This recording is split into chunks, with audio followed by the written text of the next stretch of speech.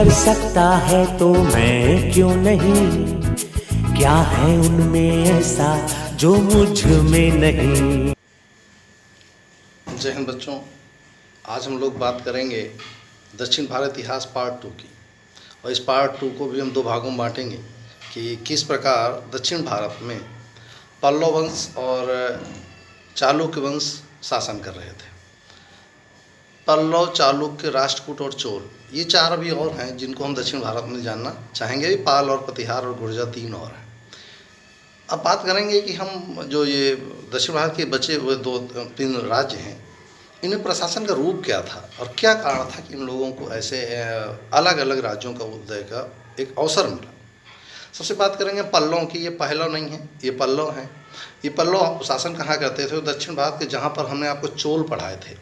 चोलों के ठीक बाद वाले जो थे उन्हें हम पल्लव कहा करते थे। पूर्वोत्तर दक्षिण पूर्वी भागों में शासन करते थे। क्या था, कहानी क्या थी, जरा देखिए। 575 से लेकर 879 AD के आसपास इन्होंने शासन किया है। और इनका जो संस्थापक था वो बप्पा देव था। वास्तव में ये सातवाहनों के समय ही विकसित होना प्रारंभ हो गए थे। अब बात है सातवाहनों के समय में विकसित होना शुरू हो गया, तो इसका मतलब है कि सातवाहन काल में ये उनके या तो सामंत रहे होंगे या तो उनके कार्यकाल में काम करने वाले होंगे। ये उन्हीं के शासन में, प्रशासन में विकसित होने वाली एक छोटी सी रियासत हुआ करते थे। इन्होंने अपना राज्य कृष्ण नदी के आसपास के क्षेत्रों में विकसित किया। कृष्णा नदी के आसपास के क्षेत्रों में अपने को इन्होंने विकसित किया था। और कांचीपुरम को इन्होंने अपनी राजधानी बनाई। इनकी जो राजभाषा थी वो संस्कृत थी और इनका वास्तविक संस्थापक था वो सिंह विष्णु था। अब कहेंगे सर इनकी स्थापना बप्पा देव ने करी, इस वंश का संस्थापक बनाया था बप्पा देव को, लेकिन आप कह रहे हैं सर वास्तविक संस्थापक सिंह विष्णु का। देखिए, बप्पा देव नाम तो इतिहासों में इसका नाम काल्पनिक रूप में रचा गया है। बप्पा देव जैसा व्यक्ति के उल्लेख नहीं मिलता है। हुआ क्या, बप्पा देव का मीन्स क्या होता है, किसी भी जगह पर अगर कोई एक बुजुर्ग व्यक्ति कोई सलाह दे रहा हो, कोई काम कर रहा हो, तो हम सामान्यतः उसे बप्पा कह देते हैं। तो ये सातवाहनों के समय में, अंतिम समय में, ये राजाओं को सलाह मशवरा देने वालों में से एक था। उसी को बप्पा देव कहा गया। तो इसने एक नया वंश की स्थापना वहाँ से आकर दक्षिण में कर ली और अपने पल्लव कहने लगा। तो ये बप्पा देव, इसका संस्थापक के पेपर में ये आता है। और हो सकता है कि ये भी पूछा जाए कि वास्तविक संस्थापक कौन है। तो वास्तव में पेपरों में, किताब में दोनों मिलेगा। तो आपको सिंह विष्णु देना है कि सिंह विष्णु इसका वास्तविक संस्थापक था। अब बात करते हैं सिंह विष्णु की। सिंह विष्णु ने 575 से लेकर 600 AD के आसपास इसने शासन किया। ये वैष्णव धर्म को मानने वाला था। और जब वैष्णव को मानने वाला होगा तो स्वाभाविक है जो मंदिर बनवाएंगे उसमें किस चीज़ का प्रतिचिन्ह मिलेगा? वैष्णव का मिलेंगे।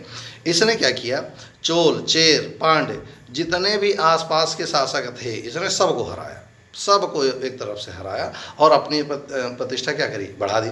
अब अगर चोल को हराया है, इसका मतलब है कि दक्षिण में भी जाने का प्रयास इसने किया होगा। तो चलिए देखते हैं। किरातार्जुनीयम, आप जानते हो किरात और अर्जुन का एक संवाद है जिसको किताब लिखी है किसी ने, भारवी ने। तो जो ये पेपर बहुत आता। किरातार्जुनीयम का लेखक भारवी इसी के दरबार में रहा करता था। और मामल्लपुर, बार बार रिपीट कर, मामल्लपुर में बाराह मंदिर का निर्माण भी सिंह विष्णु ने ही कराया था। इसी सिंह विष्णु के कार्यकाल के बाद इसका जो बेटा होता है उसके नाम था महेंद्र वर्मन। इस महेंद्र वर्मन ने एक पुस्तक लिखी थी। इसका बेटा है महेंद्र वर्मन, मत विलास फैशन। वैसे किताबों में इसका बहुत ज़्यादा उल्लेख है नहीं, छोटा सा एक उल्लेख है। क्यों है उल्लेख, जरा देख लीजिएगा। ये महान कवि था, संगीतक था, सब कुछ था। इसने पुलकेशिन द्वितीय से इसने राह ठान ली और इस राह ठानने में पुलकेशिन द्वितीय ने इसको क्या किया, ढंग से कूट डाला और इसका कुल मिला के हार गया। और इस शैव धर्म का बहुत बड़ा अनुयायी था क्योंकि ये बहुत बड़ा शासक तो था नहीं, इसलिए इसे किसी ने इसने बचाने का प्रयास भी नहीं किया, बचने का प्रयास ही नहीं किया। अब हुआ क्या, इसका बेटा होता है, उसका नाम था नरसिंह वर्मन प्रथम। उसने 630 से लेकर 668 ईस्वी के आसपास तक शासन किया। ये पहला प्रतापी या सर्वाधिक शक्तिशाली शासक था पल्लव वंश का। सर्वाधिक शक्तिशाली शासक होने के कारण इसने पुलकेशिन द्वितीय से युद्ध किया। और जब इससे युद्ध हुआ पुलकेशिन द्वितीय को इसने क्या किया, मार के खदेड़ा। आप सोचो, ये पुलकेशिन द्वितीय वही है जिसका युद्ध हर्षवर्धन से हुआ था नर्मदा नदी के किनारे, और हर्षवर्धन हार कर यहाँ भाग गया था और कभी दक्षिण भारत फिर लौट कर वापस नहीं आया था। इसका मतलब हुआ कि यह उससे ज़्यादा प्रतापी है, तभी इसने टूटा होगा। पुलकेशिन द्वितीय को हराकर अपने महेंद्र वर्मन का क्या ले लिया, बदला लिया। और जब इसको हराया तो अपनी वातापी कोंड की उपाधि धारण करी। रिपीट करिए, वातापी कोंड की उपाधि किसने धारण करी थी? नरसिंह वर्मन प्रथम ने धारण की थी। अब हुआ क्या, क्वेश्चन पेपर में आता है कि ह्वेन-सांग किसके समयकाल में दक्षिण भारत में प्रवेश किया था? तो ह्वेन-सांग नरसिंह वर्मन की प्रथम के समय ही प्रवेश किया था। कहाँ पर? दक्षिण भारत में। और महाबलीपुरम में रथ मंदिरों का निर्माण नरसिंह वर्मन प्रथम ने ही करवाया था। अब सवाल आता है, इन्हें एकाश मंदिर भी कहते हैं। यहाँ बार बार स्थापत्य की बात हो रही है। मैंने आपसे पहले कहा था दक्षिण भारत में जितने राजा पड़े जाएंगे उनके बारे में जानने के लिए इतिहास से ज़्यादा आवश्यक है उनका साहित्य और स्थापत्य कला को। हम यहाँ पर बार बार सबके स्थापत्य पर बात करेंगे, इसने ये मंदिर बनाया, उसने वो मंदिर बनाया, क्योंकि इन्हीं से इनके पता भी चलते हैं। तो एकाश मंदिर का निर्माण कार्य जिसे हम रथ के मंदिर, महाबलीपुरम के रथ के मंदिर कहते हैं। जरा सुनिएगा, आखिर रथों के निर्माण की प्रक्रिया इसने क्यों अपनाई? इसने इसलिए अपनाया था कि जिस प्रकार, और ये जितने मंदिर हैं ये सबके सब महाभारतकालीन जो घटनाक्रम है उनका प्रतीक के चिन्ह है। तो ये 7 बनवाता है रथ और उन्हें सप्तपैगोड़ा कहता है। और इनमें जो अंतिम है, सबसे अंतिम है जो 7वें नंबर का, वो द्रौपदी रथ है। और द्रौपदी रथ में किसी प्रकार का कोई अलंकरण नहीं। अलंकरण न होने का अभिप्राय है, देखिएगा, अलंकरण न होने का अभिप्राय क्या हुआ? या तो वहाँ पर पितृसत्तात्मक या पुरुष प्रधान समाज की प्रतिष्ठा रही होगी जिसके कारण उनको बहुत अच्छा नहीं बनाया गया, या तो हो सकता है कि इसका पतन हो गया और बनाने का अवसर ही ना मिला, और दोनों ही आपसे पूछे जा चुके हैं। तो ध्यान रखेंगे कि जहाँ तक माना जाता है दक्षिण भारत में सामान्यतः पुरुष प्रधान समाज ही रहे, यही कारण है कि उनके अलंकरण नहीं किया गया। ये थी कहानी किसके बारे में? नरसिंह वर्मन प्रथम की। अब इसके बाद आता है नरसिंह वर्मन द्वितीय। अरबों के आक्रमण, जब भारत में 710 ईस्वी के आसपास, 700 ईस्वी के आसपास अरब आक्रमण होते हैं, उस समय भारत में इसी का शासन रहता है। और ये उस समय मंदिर बनवाने में मंदिर बनवाने में लगा रहता है। तो उस समय मंदिर कौन कौन सा बना? कैलाश मंदिर, कहाँ पर? कांची का। मुक्तेश्वर मंदिर, बैकुंठ पेरुमाला मंदिर, ये बहुत आता पेपर में, पेरुमाला मंदिर किसने बनवाया? दूसरा कैलाश मंदिर, राज सिद्धेश्वर मंदिर भी इसी ने बनवाया था। ध्यान से सुनिएगा, ये जो कैलाश मंदिर है, राज सिद्धेश्वर मंदिर है, ये दक्षिण भारत शैली में निर्मित या द्रविड़ शैली में निर्मित स्थापत्य का पहला उदाहरण माना जाता है। अब आप मंदिर निर्माण की 3 कलाएँ होती हैं। एक होती है नागर शैली, एक होती है द्रविड़ शैली, एक होती है बेसर शैली। तो नागर, बेसर और द्रविड़ ये हैं क्या? जरा देख लीजिएगा, जितने भी दक्षिण भारत में आपको मंदिर मिलेंगे सबके सब द्रविड़ शैली में है। इसमें होता क्या है, नीचे ठीक जमीन से मंदिर बनाना शुरू करते हैं और ऊपर को लेके पतला करते हुए ऊपर से नीचे की ओर चले जाते हैं। जबकि बेसर शैली में क्या होता है, मंदिर भवन के रूप में होता है, ऊपर जाके गुंबद लगा देते हैं। और जो नागर शैली होती है, जो उत्तर भारत में सामान्यता पाई जाती है, हम जहाँ पर रह रहे हैं यहाँ पर जो पाई जाती है, इसमें होता है कि पहले एक चबूतरा बनाया जाता है और चबूतरा के ऊपर फिर मंदिर बनाया जाता है। यानी चबूतरा भी आ गया भवन का अवशेष, और नोक आ गई कहाँ के? दक्षिण के अवशेष। तो यानी नागर शैली और द्रविड़ शैली और बेसर शैली दोनों को मिला लो तो क्या बन जाता है? नागर शैली। वैसे उत्तर भारतीय हम हर चीज़ में जुगाड़ ढूंढ लेते हैं, तो हमने इसमें भी ढूंढ लिया। चलिए, तो द्रविड़ शैली का पहला मंदिर कौन माना जाता है? कैलाश मंदिर को माना जाता है। जो लोग ढंग से पेपर दे रहे हैं उसको बहुत ध्यान से सुनना होगा। क्या कैलाश मंदिर निर्माण में जो कला अपनाई गई थी द्रविड़ शैली की अपनाई गई थी। उत्तर भारत में अपनाई गई शैली नागर शैली है। और जितना चले जाएंगे उत्तर की ओर, यानी यूँ कह लें कि जितना IBC के आसपास के क्षेत्र, पंजाब, हरियाणा, राजस्थान के क्षेत्रों, सब जगह, अफगानिस्तान क्षेत्रों में, सब जगह सबके सब किसके रूप में जानते हैं? बेसर शैली के रूप में जानते हैं, है ना। 10 कुमार चरित्र का जो लेखक था कौन? दंडी, इसी के दरबार में रहा करता था। 10 कुमार चरित्र का जो लेखक था दंडी, ये पेपर में खूब आया। किसके दरबार रहता था? तो नरसिंह वर्मन द्वितीय के दरबार रहता था। और वैष्णव संत जो था तिरुमंगलई, इसी का समकालीन माना जाता, पेपर में आ चुका है। तिरुमंगलई भी नरसिंह वर्मन द्वितीय का समकालीन माना जाता है। और इस वंश का अंतिम शासक जो था अपराजित वर्मा था, जो इस वंश का, पल्लव वंश का था, अंतिम शासक के रूप में जाना जाता है ना। अब बात करते हैं पल्लवों को अंत में चोलों ने जीता और चोलों ने जीत कर उसे अपने साम्राज्य में मिला लिया। तो ये कहानी थी पल्लवों की। अब बात करते हैं चालुक्यों की। बात देखिए, चालुक्य और पल्लव 2 पढ़ेंगे इसमें, और राष्ट्रकूट और चोल पढ़ेंगे अगले वीडियो में। चलिए, अब चालुक्य 3 प्रकार के राज करेंगे, एक करेंगे पूरब में, एक करेंगे पश्चिम में, एक करेंगे दक्षिण पश्चिम में। 3 प्रकार के चालुक्य मिलेंगे। हम कैसे जानेंगे?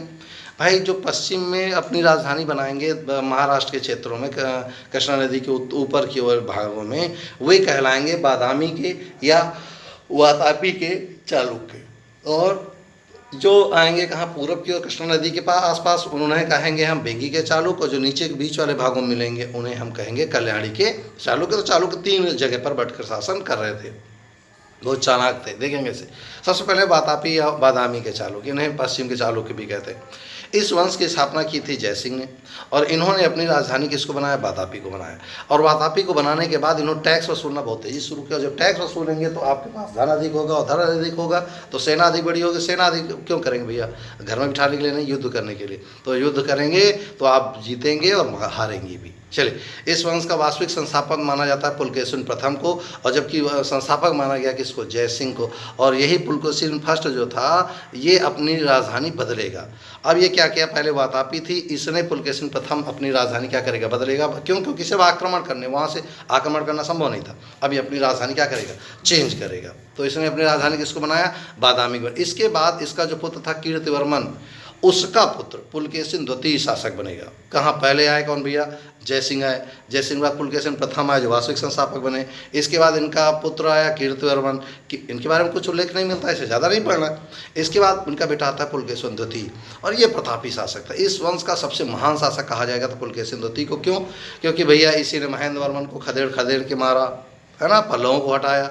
इसने गंग, कदम्ब, पुष्यभूति, हर्षवर्धन सबको हराकर परमेश्वर की उपाधि धारण की। परमेश्वर माने अब मुझसे बड़ा कोई नहीं, परमेश्वर की उपाधि धारण कर ली किसने? पुलकेशिन द्वितीय ने। और आपको पता है रविकीर्त का एक उल्लेख है जिसे कहा जाता है ऐहोल अभिलेख। ऐहोल अभिलेख में सबसे पहले उल्लेख मिलता है हर्षवर्धन को हराने का उल्लेख। हमने आपको हर्षवर्धन में पढ़ाया था कि हर्षवर्धन को हराने का उल्लेख जो ऐहोल अभिलेख है उसमें दिया गया है। पुलकेशिन द्वितीय ने पल्लव शासक महेंद्र वर्मन को युद्ध में हराया था, इसी कारण इसका बदला पल्लव नरेश नरसिंह वर्मन प्रथम ने लिया। इसका भी उल्लेख उसी में मिलता है, यानी हारने का भी और हराने का भी उल्लेख मिलता है। इसमें पूछा जाता है कि नरसिंह वर्मन में मदद किसकी ली थी? तो नरसिंह वर्मन ने मदद ली थी श्रीलंका के शासकों की। इसीलिए श्रीलंका के शासकों से इनकी दुश्मनी 36 की बनेगी। चोल भी इनके 36 के दुश्मन हो जाएंगे, है ना। अब बात करते हैं पुलकेशिन द्वितीय ने आंध्र का बेंगी क्षेत्र, वही ऊपरी भाग आंध्र प्रदेश के बेंगी क्षेत्र को जीता, और जीत कर अपने भाई, उसका था छोटा भाई विष्णुवर्धन, उसको कह दिया कि तुम यहाँ पर राज्य करो। इस प्रकार उस स्थान को नाम दिया गया बेंगी के चालुक्य, जिसका शासक कौन बनेगा? विष्णुवर्धन। तो अगले जो चालुक्य होंगे उन्हें क्या कहेंगे? बेंगी के चालुक्य या पूर्वी चालुक्य। अब क्या हुआ? इस वंश का जो संस्थापक था वो विष्णुवर्धन था। यहाँ की राजधानी क्या थी? तो जब भाई जीता है उसको तो राजधानी भी उसी बनाएंगे। तो बेंगी को इस समय राजधानी बनाई। कहाँ पर है? कृष्णा नदी के ठीक उत्तरी वाले भागों में। नोट्स में आपको डिजाइन किया गया है पूरा। इसने इसी की जो पत्नी थी महादेवी, उसी ने विजयवाड़ा का जैन मंदिर बनाया, जो कि पूरी वर्ल्ड में फेमस है। विजयवाड़ा का जैन मंदिर पेपर खूब आ चुका है। विजयवाड़ा का जैन मंदिर किसने बनाया था? विष्णुवर्धन की पत्नी महादेवी। विष्णुवर्धन कौन है? अरे भाई ये विष्णुवर्धन पुलकेशिन द्वितीय का छोटा भाई है ना, जिसको उन्होंने जीत कर बेंगी दिया और कहा कि तुम यहाँ पर क्या करो? मौज करो। ये था बेंगी के चालुक्यों में। इस वंश का सबसे प्रतापी राजा विजयादित्य तृतीय था। इसने स्वयं को दक्षिणापथ का सबसे महान शासक या दक्षिणापथ का स्वामी घोषित किया था। और पापनाथ व विरूपाक्ष मंदिर चालुक्यों के इसी काल में बनवाए गए थे। फिर से रिपीट कर रहा हूँ, पापनाथ और विरूपाक्ष मंदिर इसी के कार्यकाल में बनाए गए। दोनों ही पेपर पूछा जाएगा, ठीक है। अगला बात करते हैं, अब यहाँ आना चाहिए राष्ट्रकूटों को। क्यों? बेंगियों को के जो चालुक्य थे इनको कूटता है कौन? राष्ट्रकूट। तो राष्ट्रकूट को आना चाहिए, लेकिन राष्ट्रकूट हम अगले में पढ़ेंगे। यहाँ पर हम चालुक्य कंप्लीट कर लेते हैं। तो अगला है कल्याणी के चालुक्य, अंतिम चालुक्य हैं। तो भैया पहले हमने पढ़ा बादामी के चालुक्य, फिर हमने पढ़ा बेंगी के चालुक्य, आपको हम पढ़ रहे हैं कल्याणी के चालुक्य। अब ये चालुक्य 3 जगह शासन कर। अरे भाई घर में अगर आपके पास पैसे हैं तो आपको ये सीख है कि पैसे कभी एक बटुए में मत रखिए घर पे, उनको कई जगहों पर बांट के रख दीजिए। फायदा क्या होगा? अरे भाई चोर आएगा, एक को चुराएगा, 2 को चुराएगा, तो भी एक बच जाएगा आपके जीवन निर्वाह के लिए। ये भी बहुत चालाक थे, एक जगह शासन करके कई जगह शासन कर रहे हैं। एक जगह कुटाएंगे, दूसरी जगह हमारा शासन बना रहेगा, है ना। तो ये तीसरी जगह कल्याणी के चालुक्य थे। जिन चालुक्यों ने हैदराबाद के आसपास के क्षेत्रों को, जो कल्याणी स्थित राज जगह थी, उन पर अपनी राजधानी बनाया, उनको हम कहते हैं कल्याणी के चालुक्य। तो इसकी स्थापना तैलप तृतीय ने की थी। अब कहेंगे तैलप तृतीय है तो तैलप फर्स्ट कौन होगा? भाई इस वंश में भी तैलप फर्स्ट, सत्याशय, जय सिंह, विक्रमादित्य फर्स्ट, सोमेश्वर थर्ड और तैलप थर्ड, ये बहुत सारे हैं। लेकिन हम सबको पढ़ने की बजाय अगर किसी एक को पढ़ लें जिसका प्रभाव रहा हो, जिसके प्रश्न आते हैं, तो हम आसानी से समझ पाएंगे। तो इस कल्याणी के चालुक्यों का जो शासक था वो तैलप तृतीय था, जो सबसे महान शासक था। इसने युद्धों पर ध्यान नहीं दिया।